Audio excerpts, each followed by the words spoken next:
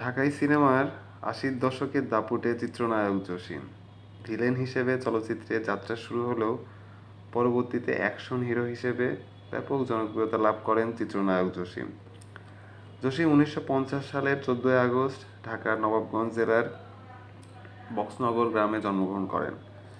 আজ আপনাদের নায়ক জসিমের ১০টি বিষয় তুলে ধরব, যা হয়তো অনেকেরই অজানা। ১. জসিমের আসল নাম আব্দুল খায়ের জসিমউদ্দিন। ২.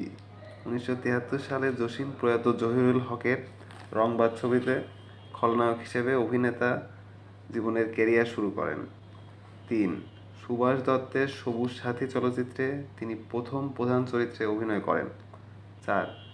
মুক্তিযোদ্ধা জসিম ৭১ সালে স্বাধীনতা যুদ্ধে ২ নম্বর সেক্টরে মেজর হায়দারের নেতৃত্বে পাকিস্তানি হানাদার বাহিনীর বিরুদ্ধে লড়াই করেছিলেন। ৫. দেওয়ান নজরুলের দোস্ত দুশমন ছবির মাধ্যমে জসিম আলোড়ন তোলেন। দোস্ত দুশমন ছবিটি হিন্দি সাড়া জাগানো ফিল্ম শোলে ছবির রিমেক।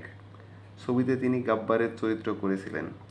খোদ শোলে ফিল্মের নামকরা চরিত্র গাব্বার সিং এর আদলে থাকা ভারতীয় খলনায়ক আমজাদ খান পর্যন্ত ভূয়সী প্রশংসা করেছিলেন জসিমের। ৬. জসিমের মৃত্যুর পর এফডিসিতে তার নামে একটি ফ্লোরের নামকরণ করা হয়। ৭.